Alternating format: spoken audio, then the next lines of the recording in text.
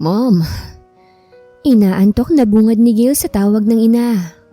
Nahilot niya ang kanyang sentido nang kumirot yon. Babangon na sana siya nang yumakap sa kanya ang isang babae. Nilingon niya ito at pilit na inaalala kung saan niya ito nakilala. And it turns out na sa bar ng kaibigan kung saan ito unang nag-approach at nagpakita ng motibo na kilala. At bilang isang womanizer ay hindi niya ito pinalagpas. Palay nang lumalapit. Tatanggi pa ba siya? Umuwi ka na. Meron tayong importanteng pag-uusapan. Don't make an excuse kung ayaw mong sunduin pa kita riyan. Madiin at maotoridad na wika sa kanya ng ina. Sasagot pa sana siya nang mabilis nitong ibinaba ang tawag. Tss, ano na naman kayang pag-uusapan namin? Kung tungkol naman sa kumpanya sigurado akong wala akong pagkukulang bilang CEO. Mahina niyang usal habang napapaisip sa kung anong maaaring maging takbo ng usapang gustong buksan ng nag-iisa na lamang na magulang. Babe, dito ka lang, wag ka na munang umalis. Anang babae. Bagot niya na lamang tong tinapunan ng tingin. I'm in a hurry, I need to go. Walang kaemo-emosyong inalis niya ang kamay ng babaeng nakayakap sa kanya. Tapos na ang apoy na kanilang pinagsaluhan, kaya't estranghera na lamang ito. Ni hindi niya alam kung sino to at kung ano bang pangalan nito. Umalis siya sa ibabaw ng kama at pinulot ang naggalat na saplot, tsaka iyon isinuot. Ni hindi niya tinapunan ng tingin ang babaeng panay ang komento. Nang marating niyang pinagparkingan ng sasakyan ay pumasok na siya ron at mabilis niyang pinasibat. 20 minutos din ang inabot bago niya marating ang mansyon ng ina. Tinanong niya ang katulong kung nasa ng ina niya, kaya't sinabi nitong nasa silid nito ito at ipinapasabing dumiretso siya doon. Kailan mo babalak magtinuha, Gael Salvatore? Iyon kagad ang bumungad sa kanya ng nakapamewang na ina nang buksan ang pinto ng kwarto nito. Good morning to you, Mom. I miss you too. Sarkastiko niyang bati rito. Lumaki naman ang butas ng ilong ni Maribel sa kagaspangang inaasal ng kaisa-isang ala-ala ng namayapang asawa. Pasaway kang talaga. Tingnan lang natin kung magkakaganyang ka pa. Kapag binawi kong lahat-lahat ng kasaganahang tinatamasa mo. Napupunong banta nito. Tss! As if kaya niyong gawin yan sa sarilit kaisa-isa niyong anak, Mom. Kampanting sagot niya. Tsaka humalukip-kip ng sumandal sa pader. Kaya ko, magaling kong anak. Actually, nagawa ko na nga. Hold na ang lahat ng credit cards mo. Nasa blacklist ka na rin ng kahit anumang bangko. Kaya't walang saysay kahit na meron pang laman yung bank accounts mo. Sinabi ko naman sa'yo, huwag mong uubusin ang pasensya ko dahil talagang matitiis kita. Umalsa na ang boses nito. Dang it, Mom! Umalsa din ang boses niya. Hindi niya kasi akalaing tototohanin itong banta sa kanya. Huwag mo akong pinagtataasan ng boses, Batang Salvatore. Ako pa rin ang iyong ina. 30 ka na, ngunit ang tangi mo lang alam gawin ay makipaglaro ng apoy sa kung sino-sino na lang na babae. Matanda na ako, ngunit hindi man lang kita maasa-asahan sa kumpanyang iniwan sa atin ng iyong ama. Papasok ka ng tanghali at lalabas ka ng hindi pa natatapos ang oras ng trabaho. Masyado kang iresponsable sa posisyong iniatang ko sa'yo. Anak ka pa man din ng namayapang tycoon. Nakakahiya mga pinagagagawa mo. Ni hindi ka pwedeng maging ehemplo samantalang CEO ka ng Salvatore Group of Companies. Ngayon mamili ka. Pakakasalan mo ang babaeng pinili ko o maghihirap ka. Kukunin ko rin ang lahat ng sasakyan mo. Tandaan mo to. Wala akong ititira sa'yo. Sinagad mo na akong talaga. Gil Salvatore. Mariing ani nito. Wala siyang naging tugon. Hindi niya maibukang bibig. Huminga siya ng malalim. Hindi siya pwedeng makipag-argumento pa dahil baka sipain na siya ng ina palabas ng kanilang mansyon. Sa komosyong ito ay talo siya. Wala siyang ibang magagawa kung hindi ang sumunod nang ibalik ang lahat ng karangyang tinatamasa niya. Fine, panalo na kayo. Hahayaan ko kayong manipulahin ang buhay ko ngayon. Ngunit kapag nasunod ko ang gusto nyo, maging patas kayo sa akin. Hindi ka lamang basta mag-aasawa lang. Bibigyan mo rin ako ng apo. At kapag nasunod mo ang lahat ng kondisyon ko, malaya mong makukuha ang lahat ng binawi ko. Meron pang interes. At ang interes na yun ay ang pwesto ko. Deal! Bring her here. At ora mismo ibibigay ko sa kanya ang surname ko. Seryosong hamon niya. Ngumisi naman sa kanyang ina bago tumango. Tumalikod at sinenyasan siyang lumabas na lang ng silid nito. Marahas siyang nagpakawala ng hangin matapos lisanin ang silid ng ina. Dang it! Ang tuso mo, Mom! Igting ang pangang nasabunutan niya ang magulong buhok na hanggang balikat niya ang haba. Minabuti niyang magtungo sa minibar ng kanilang mansyon upang doon ay lunurin muli ang sarili ng alak. Sa kabilang dako na may gulantang ang dalagang si Eileen, matapos sabihin ng ama ang planong pagpapakasal sa kanya sa anak ng pinagsisilbihan nitong si Senyora Maribel. Ang sopistikadang ginang na siyang tumulong upang matapos niya ang kolehiyo sa kursong edukasyon. Sinagot din itong examination hanggang sa makuha niya ang lisensya ng pagiging guro. Okay lang po ba kayo, Itay? Ako? Ipapakasal niyo sa babaerong anak ni Senyora Maribel? Naiintindihan niyo po bang lahat ng pinagsasasabi ninyo? Sorry Itay, ngunit hindi ho. Hindi ho ako makakapayag na basta na lang matali sa lalaking yon. Magiging impyernong buhay ko sa piling niya. Kinaiinisan namin ng isa't isa, Itay. Nilalait-lait niya ako ng mga bata pa kami. Kahit nga po ngayong matatanda na kami kapag nakikita niya ako katakot-takot na panlalait ang inaabot ko sa kanya. Tapos ipapares niyo pa ako? Tahi naman! Masunurin ho ako.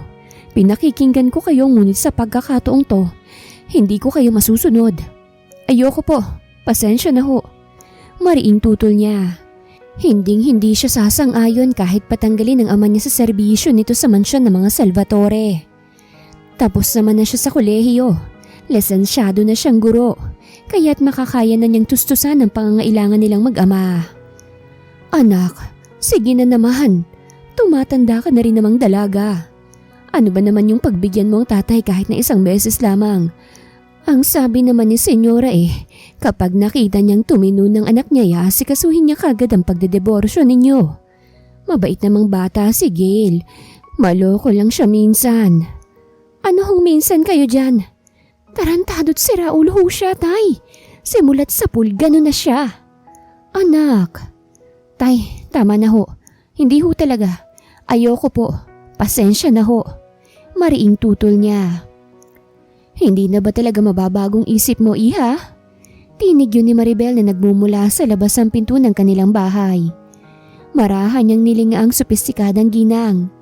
Alanganin siya dito ngumiti. Mukhang mapapasubo siya lalo't sinadya na talaga siya nito. Hindi ho kasi biro ang hinihiling niyo sa akin, tita. Mahina niyang sabi. Dahan-dahan tong lumapit sa kanya. Inabot nitong palad niya't marahang pinisil. Tsaka sa kanyang ngumiti ng matamis. Subukan mo lamang, Iha. Alam ko't naniniwala akong mapapatino mo anak kong yon. Dahil hindi ka apektado sa kanya. Hindi ka rin nagpapatalo. Pangako na kapag nakita kong pagbabago sa kanya habang magkasama kayo, tutulungan kitang itayo ang pangarap mo noon pa man na resto. Anito, nilinga niya bigla ang ama. Sinimangutan niya ito dahil sinabi nitong lihim niyang pangarap para sa sarili. Nakamot na lamang ng ama niya ang batok nito, kasabay ng pag-iwas nito ng tingin. Ibinalik niya ang tingin sa ginang. Napipilitan siyang tumango. Sige po, pero Tita Maribel, kapag may ginawang masama sa akin si Gil hindi ko po maipapangako na maibabalik ko po siya sa inyo ng buo at hindi paralisado No problem, Iha. Thank you so much. Niyakap siya nito sa sobrang galak. Nakahanda na ang lahat, Iha. Ready na rin ang wedding gown na tuxedo. Maging ang wedding ring ninyo. Po, ganun po kabilis? Namimilog ang mga matang bulalas niya nang bahagya itong kumalas. Natawa ito't nahihiyang tumango. Yes, ganun ko kagustong maging daughter-in-law ka, Iha. Anito, nanghina siya bigla. Wala talagang imposible kapag marami kang pera. Talagang walang atrasa na ito. Let's go. Iyaharap kita sa anak ko. Nasasabik na akong makita ang gulat sa mga mata niya. Saad pa nito't kinuha ang palad niya't hinila hanggang sa makalabas sila sa bahay. Nagpatianod na lamang siya dala ng panghihina sa mga nangyayari. Kung hindi lamang dahil sa utang na loob na tinatanaw niya hindi talaga siya sasang-ayon sa kalokohang to. Pagdating nila ng mansyon ay bumungad sa kanilang lasing na si Gail. Ngumisit at mapang-insulto siyang pinagmamasdan mula ulo hanggang paa. Itong babaeng to ang ipapakasal niyo sa akin, ma'am? Mukhang nanlalabo na rin yata yung mga mata niyo katulad ng mga mata niyang si Nerdy. Tumawa pa ito habang nakaturo ang hintuturo sa dalaga. Sa inis naman ni Aileen ay inabot niya ang daliri ni Gail, tsaka yun planong baliin ang dumaing na ito. Aray! Putik! Mababali, Aileen! Hirap nitong daing. Pabalya namang binitawan nito ang daliri niya. Hinimas-himas niya yun bago ipukol ang masamang tingin dito. Ang talas masyado niyang dila mo. Once talaga na may lumabas pang hindi maganda dyan, yung nakatagong buhaya sa pantalon mo naman ang babaliin ko. Banta niya. Correction, walang buto tong buhaya ko. Inis nitong pagtatama sa kanya. That's enough. Para kayong mga bata. Saway ni Maribel. Pinandilatan nito ang anak. Umirap lamang to sa hangin ngunit hindi naman nagsalita pa. Huminga muna ng malalim ang ginang bago nagpatuloy. Yes, tama ka. Si Aileen ang babaeng tinutukoy ko. She will be your wife hanggat hindi mo na ibibigay ang hinihingi ko. Makahulog ang saad nito habang nakatuon ang mga mata sa seryosong si Gail. At bukas na bukas din ay gaganapin ang kasal ninyo sa simbahan ng Manila Cathedral. Kailangan, public, nang malaman ng mga lintaan na kasal ka na rito kay Aileen. Ay, you're the boss. Wala na akong maikukomento pa. Sumakit ang ulo ko. Excuse me, inaantok na ako. Ani Gail. Puro na lang kasi alak ang inaatupag. Pagpaparinig ni Aileen. Kesa naman sa'yo. Ano bang inaatupag mo? Na hindi mo magawang ayusin ang sarili mo. Mas mukha ka pang matanda kaysa kay ma'am. Gail! Naninit ang pigil ni Maribel sa anak. What? Sinasabi ko lang naman ang totoo. Ha, nakakatawa. Sa isang mukhang manang lang palang babagsak ang uniko iho nyo. I'm wondering kung anong magiging kalalabasan ng hinihingi nyo. Nanunoy ang dagdag niya. Kaya tumabingi ang kanyang pisngi dala ng pagsampal ng ina niya sa kanya. Rinig niya ang pagsinghap ng dalaga, kaya't inismeran niya ito. Excuse me. Yun lang, at mabilis niya nang tinalikuran ng dalawang babae.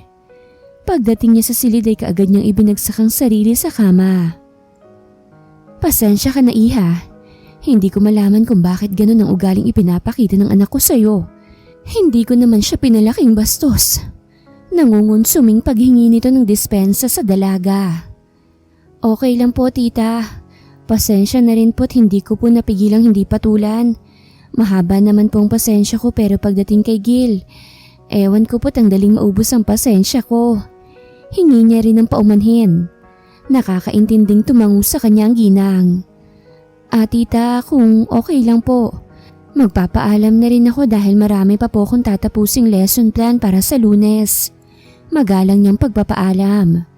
Sige, iha. Ipapahatid na lang kita kay Kaloy. Anitong hindi naman niya tinanggihan dahil wala siyang dalang pera. Kaloy, ikaw nang bahala dito kay Aileen, ha? Ingatan mo at magiging asawa pa yan ng sir mo. Birong bili ni Maribel sa binatang driver. Opo, senyora. Sumaludo pa ito. Natawa na lang ang ginang. Tara na, Teacher Aileen. Pinagbuksan siya nito kaya't pumasok na siya sa loob ng sasakyan. Bye po, tita. Kumaway na siya rito. Ganon din naman ang ginawa nito sa kanya. Magiging madam ka na rin pala? Paninimula ni Kaloy habang diretsyo lamang tong nakatingin sa malinis na kalsada. Malayo-layo na rin sila sa mansyon ng mga Salvatore. Sira, Ma'am Aileen lang hindi madam. Tumatanaw lang naman ako ng utang na loob kaya hindi ko nagawang tanggihan ng pakiusap ni tita. Kung ako nga lang ang masusunod, hindi ako magpapatali sa sermon na sira ulo. Ay, ewan, nakakainis talaga ang boss nyo. Isip bata. Relax ka lang, Ma'am Aileen, at baka mamaya niyan ma-high blood ka. Ay nako, Kapag sigil ng pinag-uusapan, talagang tumataas ang presyon ko. Naiiling niyang sabi na tinawanan lamang ni Kaloy. Ilang minuto pa'y narating na nila ang bahay nila ng ama. Salamat, ingat ka sa pagmamaneho Anya kay Kaloy nung makababa ng sasakyan. Ang sweet naman. Ngiting biro nito bago sa kanya kumaway at umalis. Pagpasok niya sa bahay nila ay bumungad sa kanyang nag-iisang anak ng tita Melissa niya, bunsong kapatid ng kanyang ama. Oh, bakit ganyan ang mukha mo, insan? Mukha kang natalo sa tinayaan mong wedding. Takang tanong sa kanya ni Mia, pinsan niyang buo. Dumadalaw to kapag ganitong weekend. Ay nako, mas malala pa sa pagkatalong nangyari. Dahil bukas na bukas din ikakasal na ako sa siraulong Gil Salvatore na yon. Kwento niya matapos maupo sa mahaba nilang sofa. Talaga? Ang swerte mo pa nga, insan Kung ako nga lang yan baka bumigay pa ako. Napakagwapo kaya ng mapapangasawa mo. Nasa kanya ng lahat. Mayaman ang gwapo pa. Tinitilian pa ng lahat. Saan nitong nagpasimangot sa kanya? Babaero naman. Irap niyang sabi. So paano? Anong mangyayari kapag kinasal na kayo? Magsasama ba kayo sa iisang bubong? Bakas ang kuryosidad sa naging tanong nitong iyon sa kanya. Tumabi pa ito at atat na hinihintay ang sagot niya. Hindi ko alam, pero sana hindi naman dahil baka maloka na ako kapag nagsama kami sa iisang bubong ng mokong na yon. Bakit naman? Ganun niyo ba talaga kahit ang isa't isa? Ano bang punot dulo niyang iringan ninyo? Tanong nito. Napabuntong hininga siya bago dito sumagot. Panay siyang puna sa panlabas kong itsura. Pinagtatawanan niya rin ako. Ang worst, pinapahiya niya ako noon kaya ganito na lang ang inis ko sa kanya. Ewan ba? Matapos yun ay surang-sura na talaga ako sa kanya. Hindi ko makita ang kagandahang sinasabi niyo sa kanya. Nasira pa lalong imahe niya sa akin matapos niyang isama sa koleksyon niya ang kaibigan kong mas piniling umalis na lang ng bansa. Matapos ang masakit na pangyayari. Minahal nila Lane si Gil ng totoo. Ngunit ang natanggap niya lang, malamig na pakikitungo matapos may mangyari sa kanila. Grabe din pala. Ngayon naiintindihan na kita. Good luck na lang insan sa married life mo with the greatest womanizer of our country. Basta, huwag ka nalang papatalo. At hindi naman talaga ako magpapatalo sa kanya. Ano siya sinaswerte kung hahayaan ko lang siyang lait-laitin ako? Makikipagbardagulan ako sa kanya at never ako magpapatalo sa lalaking walang bayag. Wow! Natatawang tura ni Mia. Kumain na nga lang tayo. Dinalhan kita ng ulam dahil alam kong hindi ka pa nanananghalian. Ay salamat.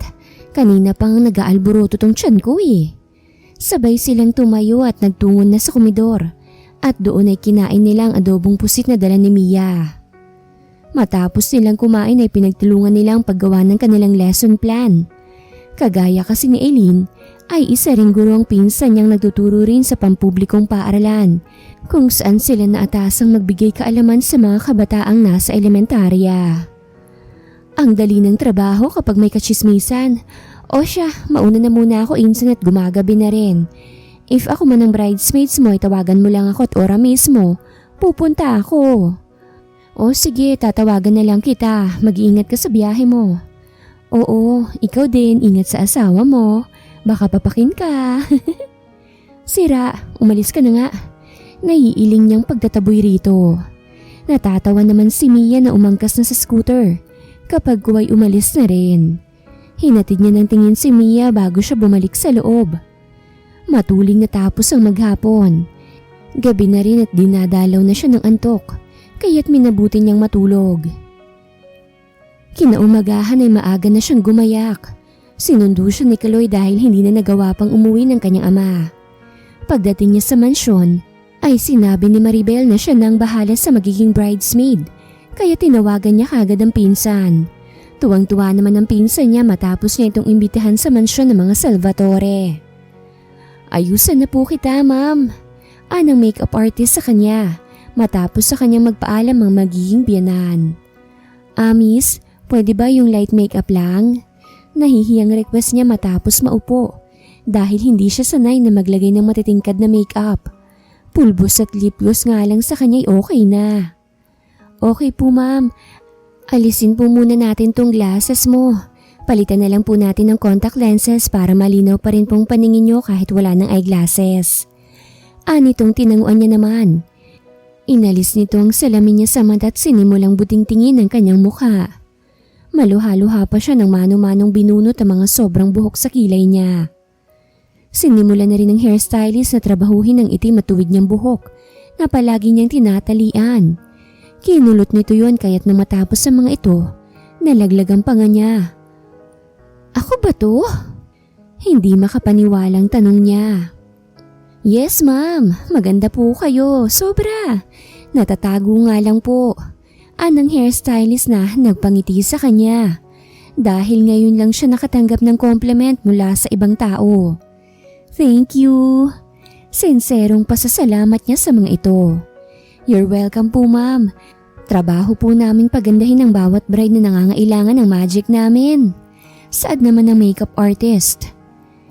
Naghihintay na po ang bridal car sa inyo ma'am. Baba na po kayo. Saad nang dumating ng katulong. Tumango naman siya rito. Marahas siyang bumuga ng hangin matapos siyang alalayan ng dalawang artist. Ang bongga naman kasi ng wedding gown niya. Pagdating sa simbahan, ay sinabihan kagad siya ng wedding coordinator kung anong gagawin niya kapag bumukas ng malaking pinto ng simbahan. Narito na ang bride. Imporma ng wedding coordinator sa taong nakatoka upang buksan ang pinto. Dahan-dahan namang bumukas ang malaking pinto ng simbahan, kaya't natuon ang atensyon ng mga bisita sa dalagang abot-abot ang kabang nararamdaman. Humakbang siyang papasok. Sinalubong siya ng ama at sinamahan patungo sa kanyang groom. Tay, pwede pa bang umatras? Mahinang tanong niya sa ama habang papalapit sila ng papalapit sa seryosong sigil na hindi inaalis sa mga mata sa kanya. Anak naman, mapapahiya ang groom mo kapag ginawa mo yan. Hindi na lamang siya sumagot. Huminga-hinga na lamang siya hanggang sa marating nila ang pwesto ng binatang hindi niya maintindihan ang ekspresyon. Nagmukha kang tao ngayon ha? Buti na lang nang hindi naman ako mapahiya sa harap ng maraming tao. Masyado akong perpekto kung ipaparis lang ako sa manang nakatulad mo. Buti na lang at inayusan ka. Kung hindi pinagtatawanan na ako ng mga kaibigan kong siraulo. Mahinang usal ni Gail nang ibigay sa kanya ng magiging biyanan ng palad ng kaisa-isa nitong anak. Pakayabang. Mahina ngunit naroroon ng diin at inis kaya't napangisi sa kanya ang lalaki. Sinimulan na ang seremonya. Ilang minuto pa'y binigyan na rin sila ng basbas. Kumabog ang puso ni Eileen hindi dahil sa inlove siya sa ngayoy kanya ng asawa, kundi dahil sa kinakabahan siya. Dahil ang lalaking kinaiinisan ay ang lalaking unang hahalik sa berhen niyang labi. Pinaharap siya ng kanyang asawa. Seryoso pa rin ang mukha nito. Napalunok na lamang siya ng yumuko ito at walang pag-aalinlangang inabot ang kanyang labi. Buong akala niya'y dampi lamang ang gagawin nito, ngunit nagkamali siya. Dahil gusto nitong galugarin ang bibig niya. Kung hindi lang niya ito kinurot ay baka nagtagumpay nito sa planong halukayin ng dila nitong loob ng kanyang bibig. Kadiri! Pasimple niya itong pinandilatan ng dumistansya siya rito. Tss! Just admit na nagustuhan mong haliko. I'm a good kisser. Pagyayabang nito na ikinairap niya. Yabang ng pesting to? Bubulong-bulong niyang sabi. Yun ay dahil may maipagmamayabang naman ako. Anitong ikinapikit niya ng mariin. Kung hindi sa kanila lumapit ang mga magulang, ay baka nakipagbardagulan pa siya sa asawa. Sa bahay na regalo ko sa inyo kayo dediretso pagkatapos ng reception, okay? Mahinang imporma ni Maribel sa dalawa nang makalabas na sila ng simbahan. Tita? Mommy, from now on, Mommy nang itatawag mo sa akin. Mami, kami lang po ba ni Gail ang tatao dun sa bahay po na bigyan ninyo sa amin? Kinakabahang tanong niya. Yes, Iha. Bakit? May problema ba? Wala naman po. Are you scared? Mahinang tanong sa kanya ni Gail nang pasimple nitong ilapit ang mukha sa kanya. dahil sa mga paparazzi na panayang kuha sa kanila ng litrato. Peke nitong ipinapakita sa lahat na tunay silang nagmamahalan. Ikaw ang dapat na matakot sa akin dahil nambabasag ako ng bulok na itlog. Gigil niyang ani rito. Tsaka ito pa simpleng siniko. Kaya't pigilang naging pagdaing at pagdistansya nito sa kanya. Mamaya ka sa akin. Banta nito. I'm so scared. Pamimiloso po niya at lumapit na ito sa ina nito. Tara na po sa reception, Mommy. Nagugutom na po ako eh. Kumapit siya sa braso nito at iniwan si Gail sa harapan ng simbahan. Nalukot ang mukha. Nilingon niya ito at nagbelat pa, na mas lalo nitong ikinainis. Tuloy ay ngiting tagumpay siya dahil nagawa niyang inisin ang asawa. Pagdating nila sa reception, ay kinakailangan na naman nilang umakto na mahal nilang isa't isa. Panayang congratulate sa kanila ng mga bisita. Hanggang sa hatiin na nilang malaking cake kapag kuwa'y sinubuan ng isa't isa. Nagugutom na ako, Gil. Reklamo niya rito. Kanina pang nagwawala mga alaga niya sa tiyan. Konti lang naman kasing kinain niya kaninang umaga. Kaya't heto siya ngayon. Nanghihina na dala ng gutom na sinabayan pa ng pangangalay dahil sa takong nasuot niya. Maupo ka na muna, ikukuha kita ng pagkain. Mahinahong saad nitong ikinamaang niya. Dahil hindi niya inaasahang magbobolontaryo to sa pagkuha ng kanyang pagkain. Ang nais niya lang sana'y magpaalam dito nang makukuha na siya ng pagkain. Sinundan niya na lamang ng tingin si Gail na taas noong nagtungo sa mga nakahilerang pagkain. You're Eileen, right? Tanong ng isang babae na lumapit sa kanya. Tumango siya rito at pasimpleng hinagod ang maganda nitong katawan at mukha. Binabalaan lang kita ha. Huwag mong lalandiin ang boyfriend ko. Dahil hindi mo gugustuhin matunaw ng asad o yung magaspang mong mukha. Mahina nitong banta na ikinakunot ng noon niya. Sandali nga lang, sino ka ba't sino bang boyfriend na tinutukoy mo? Inis niyang tanong rito. Dahil kung makapagbigay ito ng banta, kala mo inagawan ng asawa. Your husband, he's mine. Kung hindi lang dahil sa pambablackmail sa kanya ng mommy niya, hindi ka naman niya pakakasalan. And I'm warning you. Don't you even dare na agawin sa akin ng trono. Sa akin lang si Gail. Saad pa nito. O edi sa'yo na. Kahit iuwi mo pa nga wala akong pake. Pwede ba miss umalis ka na at baka maiskandalo ka pa? War freak din kasi ako pag tinotopak. Lalo na kapag gutom. Baka makain pa kita. Taklesa niyang sabi na ikinagalit nito. Tahimik lang itong umalis ng matuon ng atensyon sa kanila ng mga tao. Maya-maya pa'y dumating na si Gail dalang pagkain niya. Di mo ba alam kung paano sabihin ang word na thank you? Salubong ang makakapal na kilay ni Gail nang simulan niyang lantakan ng pagkain itong kumuha. Hindi naman kita inutusang ikuha ako ng pagkain. Ay, manahimik ka na nga lang dyan. Kita mong kakain ng tao, mangiistorbo ka pa. Doon ka nga sa far away. Or di kaya naman, doon ka na lang sa babaeng obsessed na obsessed sa'yo. Kaloka, pagbantaan ba naman ako? Naiiling niyang sabi na mas lalong ikinasalubong ng kilay ni Gail. Ngunit wala namang naging tugon. Tahimik na lamang tong pinagmamasa ng paligid. Hanggang sa makuha ng pamilyar na babae ang atensyon niya. Monique. Mahina niyang usal nang makilala ang babaeng hindi makalimutan ng isang gabing pinagsaluhan nila sa Paris nang minsan siyang mag-attend ng event doon. Matapos kumain ay nagpaalam na rin sila sa kanilang mga magulang, maging sa mga bisita. Papalubog na rin ang araw nang marating nilang magiging tahanan nila hanggat meron pang bisa ang kanilang kasal. Kumpleto na ang lahat ng kakailanganin nila doon. Sa akin ang master's bedroom. Bahala ka nang mamili kung aling kwarto ka mananatili. Ani Gail nang simulan na nitong maglakad pataas ng hagdan. Gail, tawag niya rito kaya't napahintuto. Nilingon siya nito at seryosong naghintay sa sasabihin niya. Hindi kita pakikialaman sa mga desisyon at plano mo. Mambabae ka rin hanggat gusto mo. Ngunit sana wag mong dadalhin dito bilang respeto sa kasal natin na pareho nating hindi ginusto. Magagawa mo pa rin ang lahat ng dati mong ginagawa. Walang mababago. Sinasabi ko to dahil gusto kong maging klaro tayo sa isa't isa. Wala sanang pakialamanan. Mahabang salaysay niyang bagot lamang nitong tinanguan bago ipagpatuloy ang pag-akyat nito patungo sa inuukupang silid. Napabuga siya ng hangin nang mawala sa paningin ng asawa. Pagod ang katawan. Maging ang isipan niya kaya't minabuti niya na ring umakyat. Sa guest room niya napiling pumasok. Katabi lamang yun ang master's bedroom. Pagpasok sa silid ay kagad niyang hinubad ang damit pangkasal. Tsaka pumasok ng banyo. At doon ay ibinabad ang katawan sa maligamgam na tubig. Matapos maligo'y minabuti niyang maghanda ng kanilang hapunan. Dahil konti lamang ang kinain ni Gail sa reception. Isang maluwag na t-shirt at cycling ang napili niyang suotin. Ganoong mga damit kasi ang komportable niyang suotin sa tuwing nasa loob lamang siya ng bahay. Hinayaan niya lamang ang basang buhok na tumulo.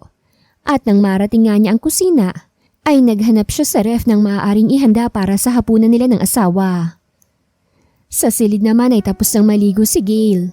Plano niya na sanang harapin ang laptop nang manuot sa ilong niya ang mabangong aroma ng adobo na isa sa mga paborito niya.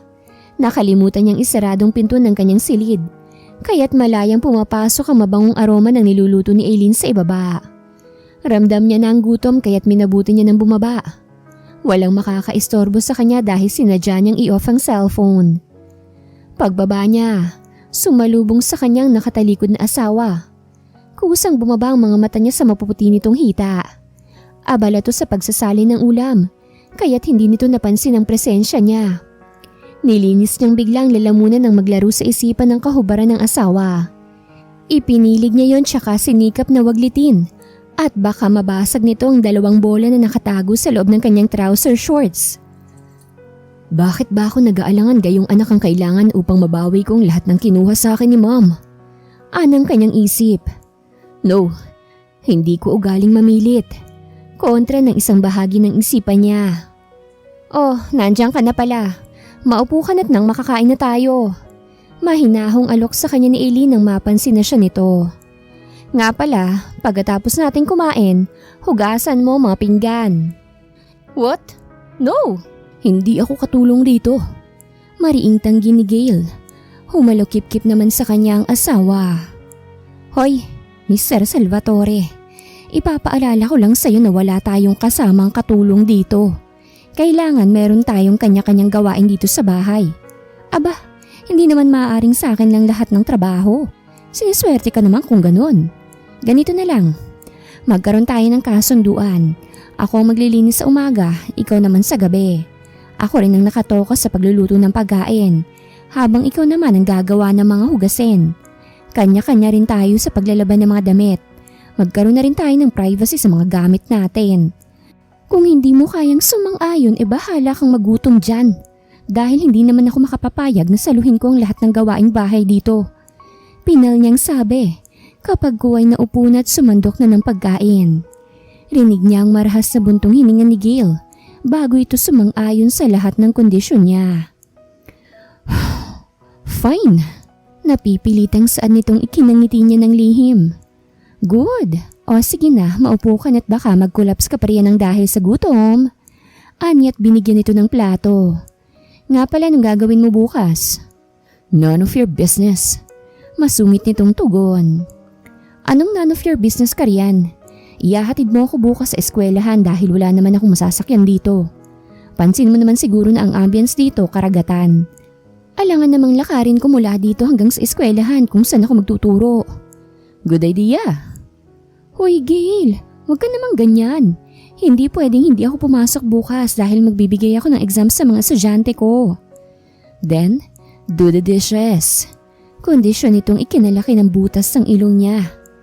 Leche kang talaga. Singhal niya rito.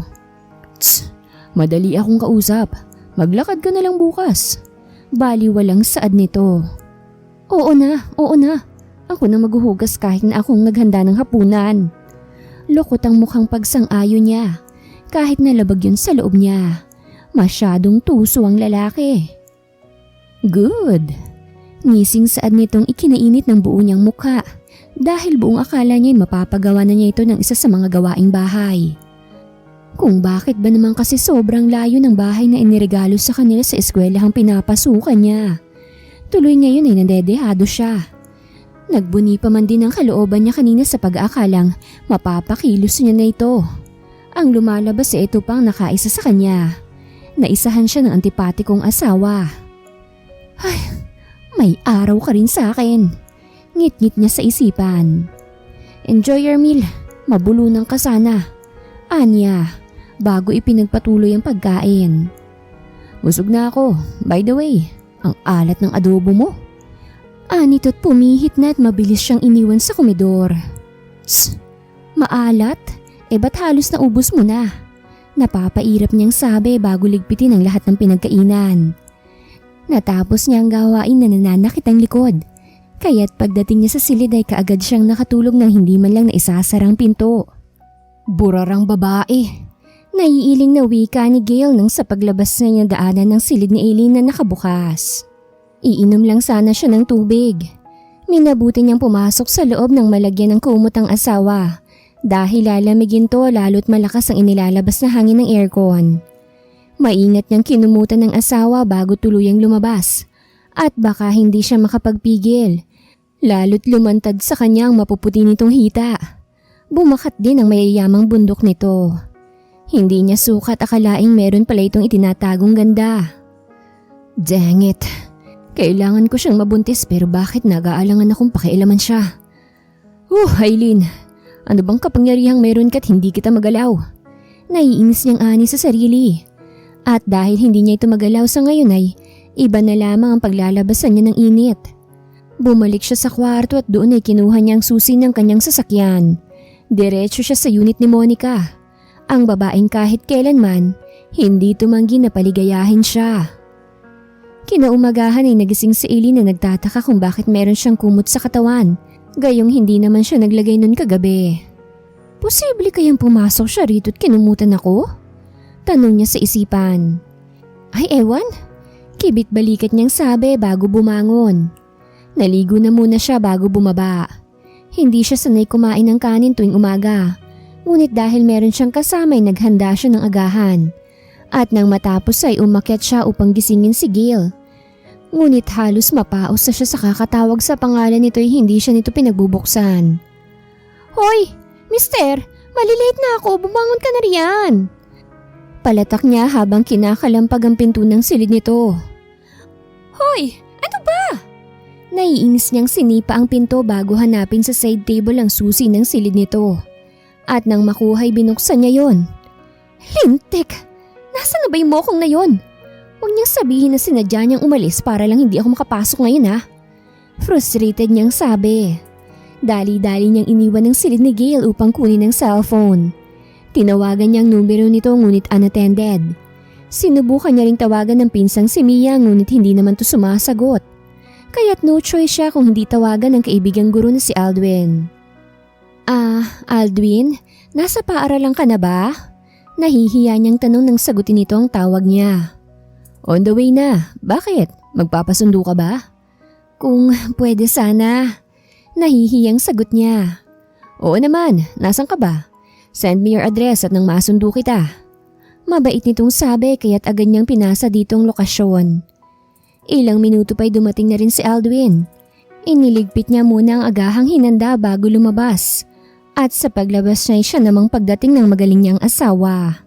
Nakabukas pa ang 2 botones ng polo nito habang ang buhok ay magulo. Galit niya itong tinignan habang humahakbang siya palapit sa nakaparadang sasakyan ng kapwa-guro at kaibigang si Aldwin. Hindi siya tanga upang hindi mahulaan kung saan to nagpunta at kung anong ginawa nito sa pinuntahan. Akala ko ba walang ibang allowed na bisita rito? Mukhang ikaw lang din ang bumali sa kasunduang ginawa mo ah. Makahulugang turan sa kanya ni Gail nang huminto ito sa harap niya. Co-teacher ko siya at kaibigan na rin.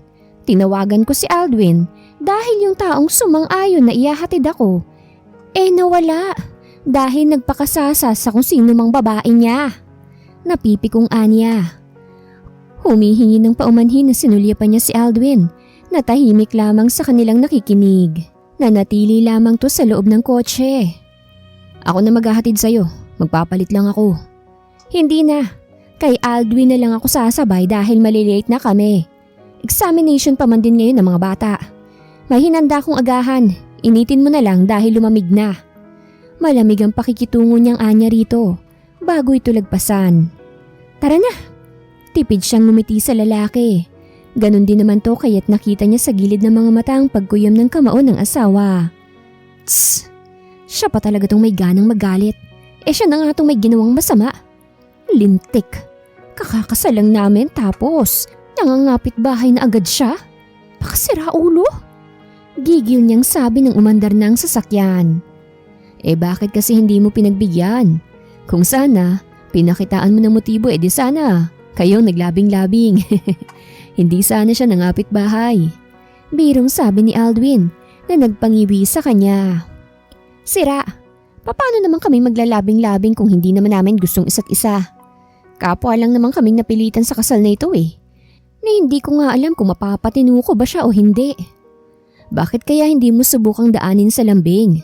Alam mo kasi kami mga lalaki gustong gusto namin na nilalamig at binibaby. Gawin ko ng halimbawa ang sarili ko. Gustong gusto kong sinusuyot pinagsisilbihan ako ng girlfriend ko. Pero kidding aside, hainan mo ng masasarap na pagkain at pakitaan mo palagi ng matatamis mong ngiti. Tignan lang natin kung hindi lumambot yung asawa mo. Suwestyon itong nagbigay inspirasyon sa kanya. Gumuhit ang ngiti sa kanyang labi nang maglaro sa isipan ng mga gagawin upang makuha ang loob ng asawa. Naiisip niya pa lang na mapapatinu niya si Gail na-excite na siya. Kapag nagtagumpay siya, makakawala na siya sa kasunduang ang ina ng asawang gumawa. Sa kabilang banda na may inis na iniwan ni Gail ang mga hugasin sa lababo matapos kainin ng hinanda sa kanya ng asawa. Nakatanggap kasi siya ng mga larawan na kuha kagabi kung saan kasama niya si Monica. Intense sa mga nasa larawan, kaya't hindi niya mapapalagpas ang nasa likod ng lahat ng to. Veronica, so it's you. Ikaw lang palang matagal nang bumubuntot sa akin. What do you want? Ba't mo to ginagawa? Anong intention mo? Malamig niyang tanong sa babae matapos nitong makipagkita sa kanya. Ikaw, matagal na kitang gusto. Use me, katulad ng mga babaeng na ikama mo na. Mas masarap pa ako sa asawa mong gumanda lang naman ng konti matapos ang kasal niyo. Higit sa lahat, mas kaya kitang paligayahin kumpara sa mga babaeng lumalapit sa'yo. Sambit nitong nagpakunot sa kanyang noo. Hibang ka na. Hindi kita kailanman papatulan. Tigilan mo ng kahibangang to. Dahil hindi ako mangingiming sirain ka. You know me a lot. Alam mo mga kaya kong gawin. Wala akong awa kahit na babae ka pa. I'm warning you, Veronica. Matalim na tingin ang ipinukol niya rito. Kita niyang dagli ang pagguhit ng sakit sa mga mata nito. Bakit ka ba ganyan, ha? Alam mong matagal na kitang mahal. Simula pa nung freshman tayo. Pero bakit hindi mo ako magawang mahalin pabalik? Maganda naman ako. Sexy. May sariling negosyo. Wala ka nang hahanapin sa akin, Gail. Ngunit bakit hindi pa rin nagiging ako? Ha? Dahil hindi kita gusto. Ganun kasimple. Madiin niyang sabi na nagpatubig sa mga mata nito. You're nothing compared to Aileen. Kaya't wag mo siyang ikukumpara sa'yo. Last warning ko na to. Tantanan mo na ako. Pagkasabi, tinalikuran na niya ito. Gail, sandali. Hindi ako papayag. Akin ka lang. Sigaw nitong hindi niya napinansin pa. Nagpatuloy lamang siya hanggang sa marating niyang sasakyan. Pinaharurot niya na yon. Wala siyang planong bumalik sa bahay nila ng asawa dahil mabuburyo lamang siya doon. Hindi naman siya makakapasok sa kumpanya dahil yun ang nais ng kanyang ina. Makakabalik lamang siya kapag nabuntis niya ng asawa. Pagdating niya sa pampublikong paaralan ay naghanap siya ng maaaring parkingan. Mag-aalas 11 na rin naman kaya tsak niyang palabas na rin ang asawa niya. Aayain niya itong kumain. Kailangan niya ng kumilos. Hindi pwede na tumunganga na lang siya. Nagsimula na maglabasan ng mga bata kaya't lumabas na siya ng sasakyan at taas noong pumasok sa loob. Tinanong niya ang guard kung saang classroom nagtuturo si Aileen at nang sabihin nito ay kaagad niyang pinuntahan ang nasabing classroom na tinuturuan ng asawa. Oh, anong masamang hangin ang nagdala sa'yo rito at naparito ka? Gulat na tanong sa kanya ng asawa matapos itong ibaling ang tingin sa kanyang direksyon. Ang sungit mo naman. Masama na bang dalawin ka ng asawa mo? Yayayain pa naman din sana kitang kumain. My treat. Pero kung ayaw mo naman okay. Wala naman akong sinasabi na ayoko. Sandalit ay liligpit ko lang itong mga test papers. Anitong nagpangiti sa kanya ng lihim. Kilalang kilala niyang asawa. Kahit paasot pusa ang palagi nilang senaryo kapag nagtatagpo ang kanilang mga landas, kaya tiyak nang hindi ito tatanggi lalo pat libre. Meron ka bang nakain at biglang bait ka? Share mo naman sa akin na bumait na rin ako sa'yo. Pabirong tanong ni Eileen nang pagbuksan siya ni Gil ng sasakyan. Bago pa man nila marating ang pinagparadahan ni Gil ay panay ng tudyo sa kanila ng mga gurong nakakasalubong nila. Half day lamang ang magiging pasok ngayon ni Eileen. Sinabihan na kasi siya ng principal na mag-leave siya ng 1 buwan dahil katatapos lang ng kasal nila ng asawa. Nakausap pala ni Maribel ang principal, kaya't wala na siyang magagawa. Ayaw man niyang huminto sa pagtuturo kahit pa 1 buwan ngunit wala na rin naman siyang magagawa. Di yung hinanda mo lang naman ang nakain ko.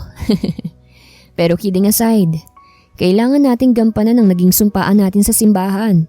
Kahit pa sabihin nating napilitan lang naman tayo. Pagtulungan na lang natin ang pagsasamang to nang sa ganun ay maibalik ang lahat ng binawi sa akin ni Ma'am. Siguro, mas makakabuti na rin kung kakalimutan na natin ang nakaraan. Sinserong ani ni Gil na nagbigay ng kakaibang pakiramdam kay Eileen. What do you think? Dagdag nito.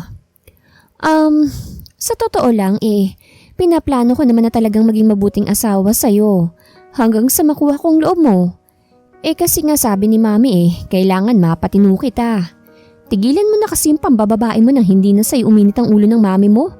Matanda ka na, huy. Mga babae ang kusang lumalapit Hindi ko nakasalanan kung bakit lapitin ako. Yabang, sugapa ka lang kamo. No, I'm not. Ini-enjoy ko lang naman ang buhay. Tsaka sayang naman ang egg cells ko kung naiimbak lang. Ganern? Enjoy lang sa'yong makasakit ng damdamin ng mga babaeng nahuhulog sa'yo? Ay, nakakadismaya ang ganyang mga mindset ng mga lalaki. Hindi ka man lang ba natatakot na baka isang araw malalaman mo na meron ka ng sakit ng dahil sa dami ng babaeng nakakasama mo? Maingat ako no, I'm using condoms. Depensa nito sa sarili. Leche ka! Ay ewan, ang hirap maging mabait sa'yo. Napipikong saad niyang ikinatawa nito ng bahagya. Napairap na lamang siya. Sira ulo? Mahina niyang sabi na hindi naman nakaligtas sa pandinig ng katabi. Akala ko ba kukuhanin mo ng loob ko? Bakit parang surang-sura ka na naman ngayon? Paano naman kasi? Proud ka ba dyan sa mga pinaggagawa mo? Giit niya. Okay. From now on, iiwasan ko na sila. Basta ba, punan mo lahat ng pangangailangan ko Ngising anito na nagpatayo ng balahibo niya. Ay nako, Gil Salvatore. Tigil-tigilan mo nga ako. Kinikilabutan ako sa'yo. Hindi kita type. The feeling is mutual lang pala. Natatawang saad nitong ikinasimangot niya. Diyan na lang tayo kumain. Turo nito sa isang Filipino cuisine. Tumango na lamang si Eileen. Naghanap lamang sila ng maaaring parkingan. At nang makapag-park ng sasakyan ay sabay na silang pumasok sa loob. Ano pong order nyo, sir? Malagkit ang tingin ng waitress kay Gil nang lumapit ito at kunin ang order nila. Pinakulo ang higad, meron kayo? Malditang tanong ni Eileen sa babae. I'm sorry, ano po ulit yon, ma'am? Ay, bingi. Tss, atupagin mo kasi yung trabaho mo, miss. Wag puro pagpapakyut. Isang roasted chicken nga't 2 kanin plus extra rice 2 rin. Samahan mo na rin ng soup.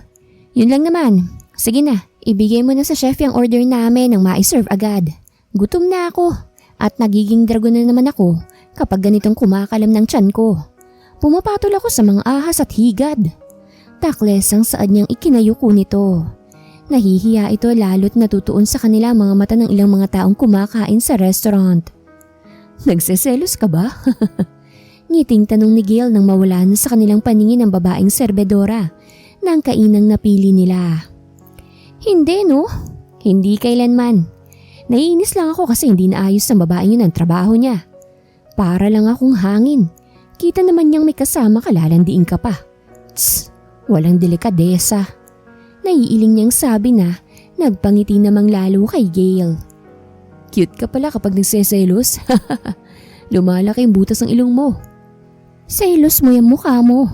Ginagampanan ko lang ang papel ko bilang asawa mo. Gawin mo rin sana yung sayo nang hindi naman ako nagmumukhang bulag-bulagang asawa. Tsaka po pwede ba? pakiusap lang. Kapag kasama mo ko, iwasan mo sila. Nakakainsulto kasi. Noted, wifey. Nakangiting sagot nitong ikinairap niya. Dahil naiinis na nga siya ngunit nagagawa pa rin itong ngiti-ngitian siya. Dumating na rin ang pagkain. Hindi na nagtangka pang sulipan ng waitress si Gail.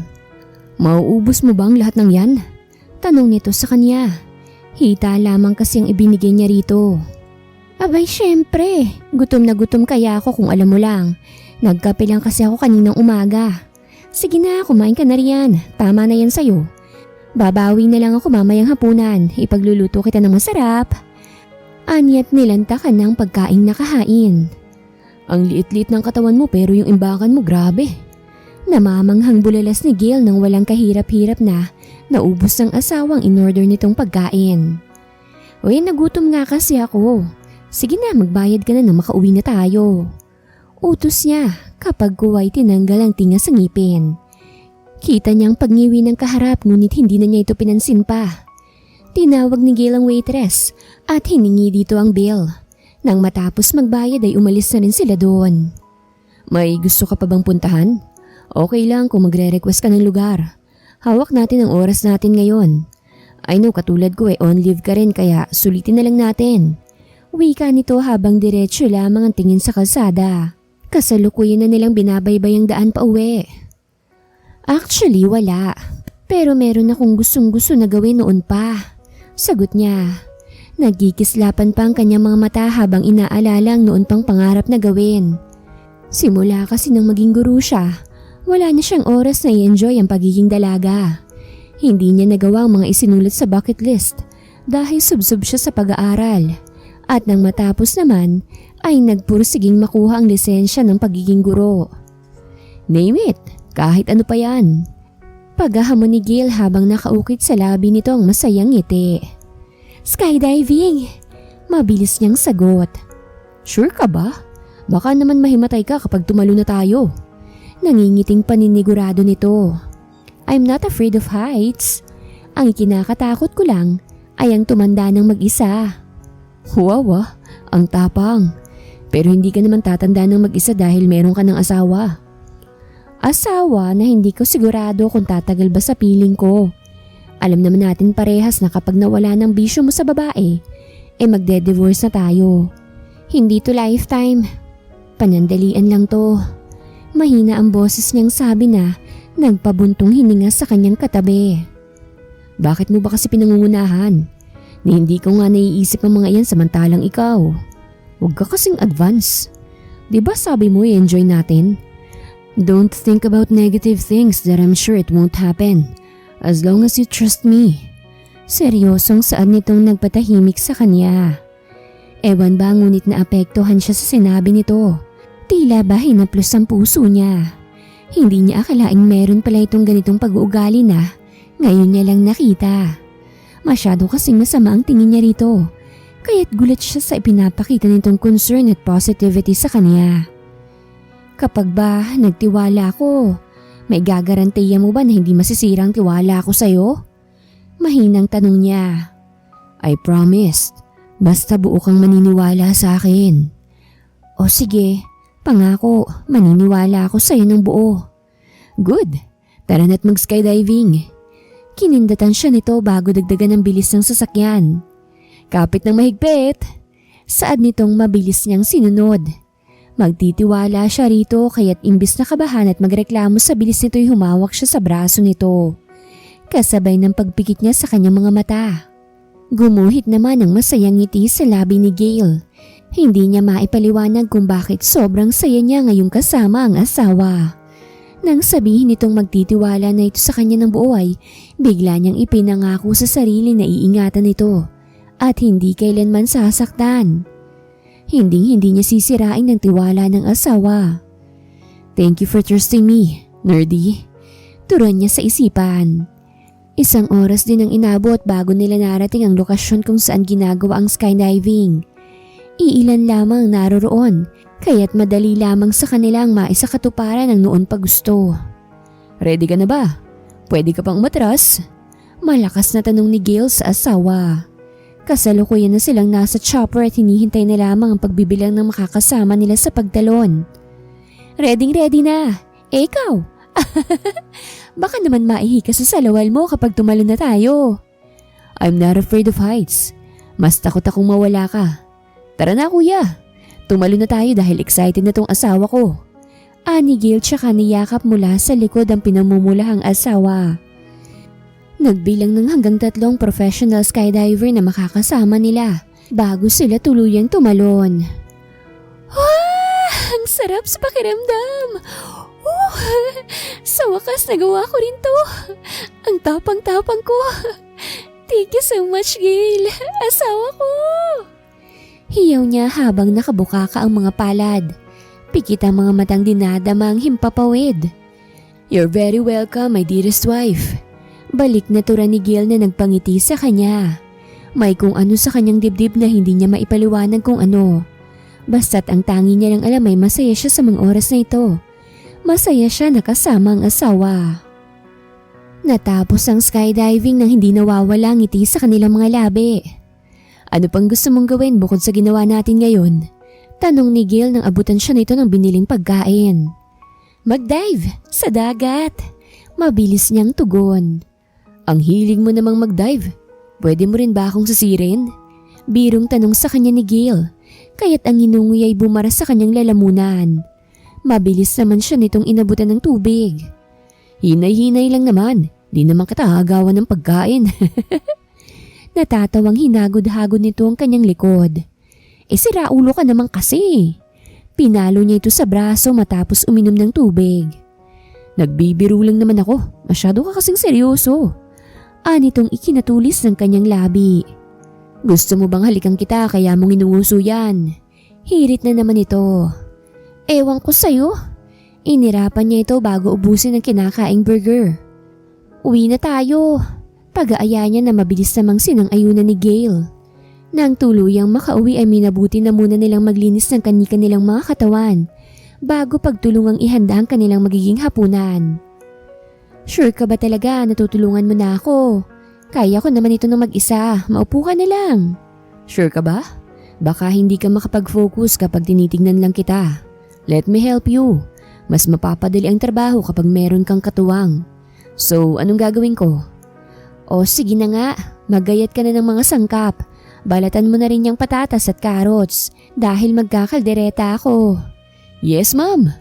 Sumaludo pa ito kaya't hindi niya mapigilang hindi mapangiti.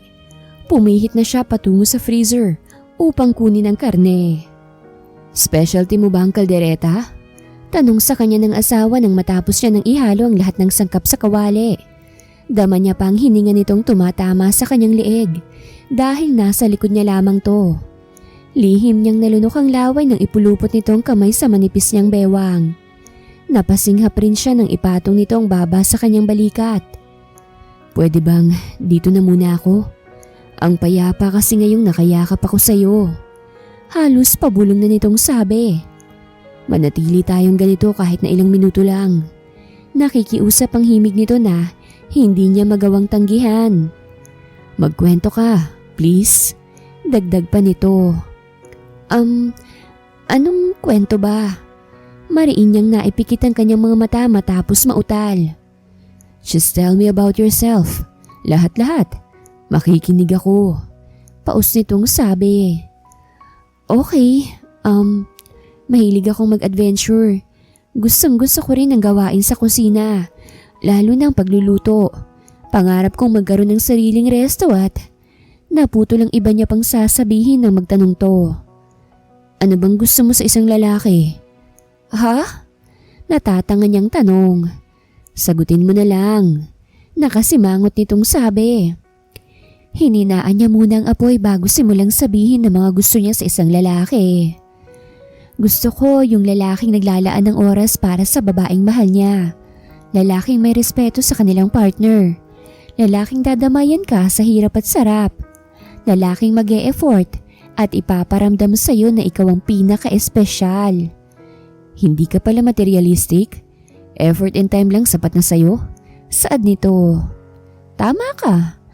Ang mga material na bagay kasi maaaring masira O di kaya naman mawala. Pero ang memories ninyong dalawa, mananatili sa iyo yun. Hindi mo basta-bastang makakalimutan dahil hindi naman nakakalimot ang puso. You're so sweet. I like your thoughts in life.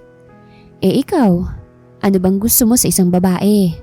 Tanong niya rito. Yung hindi ako gusto. Mabilis nitong sagot. Like you. Hindi mo ako gusto, that's why I like you. Walang halong biro nitong sabi na nagpa-abnormal sa tibok ng puso niya. Luto na yung ulam natin.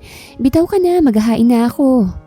Sinubukan niyang alisin ang kamay nitong nakayakap sa kanya. Ngunit mas lalo lamang humigpit ang yakap nito sa kanya. Mamaya na, hindi pa naman ako gutom Patayin mo na lang muna ang apoy. Paus nitong utos bago isoksok ang mukha sa kanyang leeg. Gail, please. Ilang segundo lang. Ang payapa kasi kapag nadidikit ako sa'yo. Ngayon ko lang ito naramdaman Masuyo nitong sabi tsaka isiniksik pa ang sarili sa kanya. Napabuga na lamang siya ng hangin. Hinayaan niya lamang to. Pinatay niya ng apoy at hinintay na bumitaw sa kanyang asawa. Gusto ko nang simulang bumuo ng magagandang memorya kasama ang iisang babae lamang. Iiwanan ko ng dilim. Oras na para harapin at tanggapin ng liwanag. Pwede mo ba akong samahan na bumuo ng magagandang memorya? Pwede mo ba akong samahang mangarap ng maganda para sa ikakabuti ng sarili, maging ng iba? Samahan mo ko, Aileen. Paus nitong pakiusap na mas lalo lamang nagpa-abnormal sa tibok ng kanyang puso. Ngunit sa kabilang banday masaya siya dahil sa wakas, napagtanto na rin ito na hindi nakaka-proud bilang lalaki ang papalit-palit ng babae. Hindi mo kailangang makiusap o magtanong dahil yan talagang gagawin ko. Trabaho kong samahan ka sa hirap at sa ginhawa dahil asawa mo ko. Let's start a new chapter. Pahina na masaya at merong saysay. May ngiti sa labing sambit niya. Marahan sa kanyang kumalasang asawa. Buong akala niya'y didistansya na ito ngunit natigalgal na lamang siya nang iharap siya nito at mabilis na inangkin ang kanyang labi. Gail! Shh! Hayaan mong sundin natin ang isinisigaw ng ating mga puso. Anito sa pagitan ng kanilang mga halik. Kinuha nito ang kamay niya at inilagay sa leeg nito. Bagaman hindi marunong ay nagagawa niyang sumabay. Dahil sa mahusay nitong labi na tila ba tinuturuan siya kung papaanong tumugon sa matamis nitong halik. Naramdaman niya ang pag-angat at ang dahan-dahang paglayo nila sa kusina. Salo siya ng asawa. Hindi nito pinapakawalan ng kanyang labi habang iniaabot ang sariling silid. Napalunok siya nang marating nilang ginagamit na kwarto ni Gail. Dahan-dahan siya nitong inihiga sa malawak at malambot nitong kama. Pigilan mo ko hanggat kaya ko pa. Mapagmandong wika nito nang dumistansya upang malayang maalis sa katawan ng suot na damit. Wala ni isang salitang lumabas sa kanyang labi. Tumango lamang siya sa asawa na nagpangiti dito ng matamis. Dumukwang to tsaka pinatakan ng magaang na halik ang kanyang noo. Wala ka nang kawala sa akin pagkatapos nito. Kinindatan siya ni Gail bago muling inangkin ang labi. Masuyo, puno ng pag-iingat. Ani mo'y babasaging kristal ang naging pagtrato nito sa kanya habang inaangkin ang bawat sulok ng kanyang katawan. Ngunit kahit nagaano pa kaingat ang lalaki, ay nasaktan pa rin siya dahil ito pa lamang ang una niyang karanasan. I'm sorry. Paus nitong paghingi ng paumanhin matapos tumulo ang luha sa mga mata niya. Saglit pa itong huminto. Okay lang ako. Ituloy mo na. Kagatlabing Anya. I'll court you after this. Masuyo nitong pangako bago muling tinawid ang distansya ng kanilang mga labi. Naging saksi ang apat na sulok ng silid sa kanilang pagsasalo. Gail, hindi ka pa ba napapagod? Gutom na ako. Nangihinang reklamo ni Aileen. Malalim ng gabi ngunit ang asawa niya wala pa ring pagod sa pag-aararo. Last na lang talaga, wife. Nakaka-adik ka kasi. Matamis ang ngiting saad nito hanggang sa angkinin nitong muli ang puso't kaluluwa niya sa panglimang pagkakataon. Feeling ko paralisado na ako. Ngiwing reklamo niya nang tuluyan siyang tantanan ng asawa. Dala nito ang pagkain. Nasa ibabaw na ng kama at handa na siyang pakainin. I don't know what to say. Nahihiya't natatanga ako. Hindi ko alam kung magsusorry ba ako, magpapasalamat o makukonsensya dahil sa nasobrahan yata kita. Ay, ewan. Basta ang alam ko lang ayoko nang mawala ka. Hindi ako mawawala at hindi natitingin pa sa iba dahil sa'yo pa lang. Solve na ako. Ginayuma mo yata ako kasi on the spot. Boom! In love agad ako sa'yo. Pick up line ba yan o pampalubag loob kasi naka-jackpot ka sa akin? None of the above. Ngiting sagot nitong nagpangiti sa kanya. Susubuan na kita. Sumandok to at sinimula na siyang pakainin. Natapos ang gabi na parehas silang masaya. Lumipas ang isang buwan na hindi man lang sila napaghiwalay. Lahat ng nasa bucket list ni Eileen ay ginawa nila ng mahal na asawa. Oo, mahal niya na si Gil. At ngayon din mismo ay tatanggapin niya ng pag-ibig nito. Iba yung ngiti natin ngayon Hulaan ko In love ka na sa asawa mo no? Nanunod yung saad ni Mia nang dalawin siya nito pagkatapos ang mahabang leksyon. Inayos niya ng mga gamit dahil maya-maya lamang ay darating ng asawa upang sunduin siya. Kapwa na silang bumalik sa kanilang mga trabaho. Si Gil ay kasalukuyan ng chairman, habang ang ina nito'y patuloy na tumutulong sa mga bata at matatandang inabandonan ng kanilang mga pamilya. Kasama nito ang kanyang ama na personal nitong bodyguard at driver na rin. Oo, mahal ko na siya Mia, at mamaya sasagutin ko na siya. Nakakatawa nga lang dahil nauna pang kasal bago ang love. Wow, I'm so happy for you Insan. Natutuwang niyakap siya nito. Yumakap din naman siya dito pabalik. Napakalas lamang nang tumunog ang kanyang cellphone. Sandali sagutin ko lang at baka importante. Sige lang, hintayin na kita. Nitong tinanguan niya. Sinagot niya ang tawag ng unknown number, tsaka yun dinala sa tenga. Hello? Bungad niya. Ang sigla ng boses mo Sisigla ka pa kaya kapag sinabi ko sa'yo na kasama kong asawa mo? Katatapos lang naming maglaro ng apoy. Nangiinis na saad ng pamilyar na boses. Hindi ako naniniwala sa'yo. Naninira ka lang ng relasyon. Relasyon? Bakit? Meron ba kayo nun?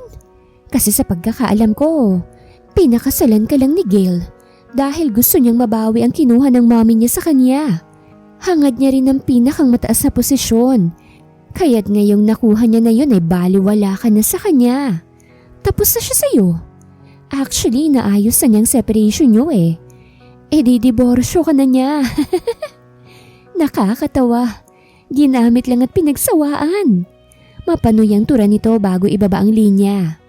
Kasunod ng pagbaba nito ay ang pagpapadala naman nito ng mga larawan kasama si Gail.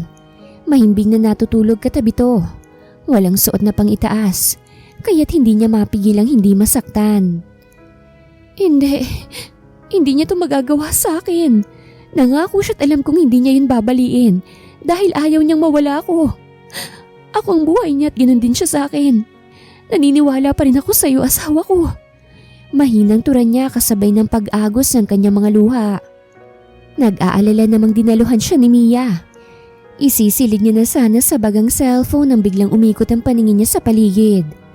Nasapo niya ang noo hanggang sa unti-unti nang dumilim ang kanyang paligid. Sa kabilang dako na may napabalikwas ng bangon si Gail. Damit Monica, ano to? Bakit nandito ako sa condo unit mo? Tiimbagang niyang tanong sa babae.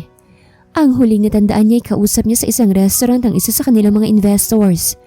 Pagkatapos nag-serve na ng inumin ang isa sa mga waiter doon. Hanggang doon na lang naalala niya. Nandito ka? It's because kasabwat ko si Kuya. He's one of your investors. Baka na akong lahat dahil hindi ako makapapayag na mapunta ka lang doon sa pipitsuging guru na yon. And by the way, mawawala na rin naman siya sa'yo. Dahil pinakita ko sa kanya ang lahat ng intimate pictures natin. Magiging tayo na rin sa wakas. Damn you, Monica! Kung hindi ka lang babae, baka nabasag ko na yung peke mong muka. Gigil niyang pinulot sa sahig ang damit tsaka yung dali-daling sinuot. Hindi ko na palalagpasin pang kabaliwan mong to. Tingnan ko lang kung magawa mo pang ngumiti matapos ang gagawin ko sa pamilya mo. Hindi to banta, dahil talagang gagawin ko to. Babalikan kita oras na iwanan ako ng asawa ko at sisiguraduhin kong hihilingin mo na lang sa Diyos na kunin ang buhay mo. Sinabihan na kita ngunit hindi ka nakinig. Pasensyahan tayo. Matalim na tingin ang ipinukol niya sa ngayon napapalunok na babae. Kita niyang takot sa mga mata nito dahil nagbabagang kanyang mga mata. Habang ang mga ngipin ay nagkikiskisan dala ng sobrang galit. Minabuti niya nang lumabas at baka hindi niya na makontrol ang sarili. Masaktan pa niya ito. Kinapa niya ang bulsa. Mabuti na lang at naroroon ang kanyang cellphone, maging ang susi ng kanyang sasakyan. Tatawagan niya palang sana ang numero ng asawa nang tumawag na ito. Wife, it's not what you think. Finrame up niya lang ako. Gusto niya lang tayong sirain. Sunod-sunod niyang paliwanag. Hindi ang asawa mo to. Si Mia to, pinsan niya. Nasa ospital kami. Hinimatay kasi si Eileen matapos makita ang larawan mo kasamang ibang babae. Dang it! Kasalanan to ng babaeng yun. Humanda talaga siya sa akin. Nasang ospital? Tanong niya na kaagad namang sinagot ng nasa kabilang linya. I'm on my way. Huwag mo munang iwanan ng asawa ko hanggat wala pa rin ako dyan. Bilin niya tsaka ibinaba ang linya. Lakad takbo niyang hinanap sa parking ang sasakyan at nang tuluyang mahanap ay pinaharurot niya yon patungo sa nasabing ospital. Dok, kamusta ang asawa ko? Ano nangyari sa kanya? Ba't siya nawala ng malay? At ba't hindi pa rin siya nagkakaroon ng malay? Alalang tanong niya nang madatnan ng doktor sa silid kung saan nakahiga ang mahal niyang asawa. Don't worry, Mr. Salvatore. Natural lamang sa isang buntis ang mahilo at mawala ng malay. Lalo na kung due to stress, pagod at malalim ang mga iniisip. Iwasan na lang natin ang estresin ng mga buntis dahil makakasama yun sa kanila, lalong-lalo na sa baby. Bibigyan ko na lamang siya ng gamot at ilang vitamins. At kapag nagising siya, pwede mo na rin siyang ilabas. Excuse me, marami pa akong kailangang asikasuhin. Nakalabas na't lahat ang doktor ngunit siya'y tulala habang nakatitig sa maganda niyang asawa. Hoy, wala kang reaksyon. Magiging tatay ka na. Kinalabit siya ni Mia kaya't doon lamang siya natauhan. Magiging ama na ako. Mabilis itong dinaluhan ni Gail at paulit-ulit na humihingi ng tawad. Sunod-sunod ang naging pagpapaliwanag nito ngunit ngiti lamang ang itinugon sa kanya ng asawa. Alam ko na hindi mo ako magagawang saktan at lokohin. Alam ko rin na yung babae na yun ay obsessed sa'yo dahil masinsinan niya na akong pinagbantaan ng kasal natin. Anyang nagpakuyom sa kamao ng asawa. Okay na ako, ilabas mo na ako rito. Malambing niyang sabi. Wife, magiging mahamit daddy na tayo. Magiging pamilya na tayo. Thank you. I love you. Mangiyak-ngiyak niyang sabi na nagpatubig naman sa mga mata ng natutuwang asawa. Hinaplos nitong manipis niyang tiyan. Ang saya-saya ko. Sa wakas yung pinakang last na pangarap ko ay natupad na. Kaya't ako ang dapat na magpasalamat sa'yo. Salamat, Gail Salvatore. Salamat kasi pumayag kang maging asawa ko kahit na mukha kong manang noon. Masyado kang perpekto kumpara sa akin. Ngunit minahal mo pa rin ako. Thank you kasi binigyan mo lalo ng kulay ang buhay ko. Mahal kita asawa ko. Puno ng emosyong pagtatapat niya. Kaya't sa labis na tuwa ni Gail ay siniil siya nito ng halik. Okay, exit na ako. Mahinang turan ni Mia. Tsaka maingat na lumabas nang hindi maistorbong mag-asawa. I love you too, wife. Sobra mo akong pinasaya. Natakot ako kanina nang sabihin ng baliw na babaeng yun ang ginawa niyang paninira sa atin. Akala ko mawawala ka sa akin. Para akong nabunutan ng tinik matapos mo akong tignan ng mapagsuyo. Mababaliw ako kapag nawala ka sa akin. Mahal na mahal kita. Mahal na mahal ko kayo ng baby natin. Madamdaming saad niya at muling inangkin ang labi ng katangi-tanging babae na nagpatinu sa kanya. Nang makalabas, ay kaagad niyang sinampahan ng kaso si Monica. Pinatalsik niya na rin ang kapatid nito sa kumpanya.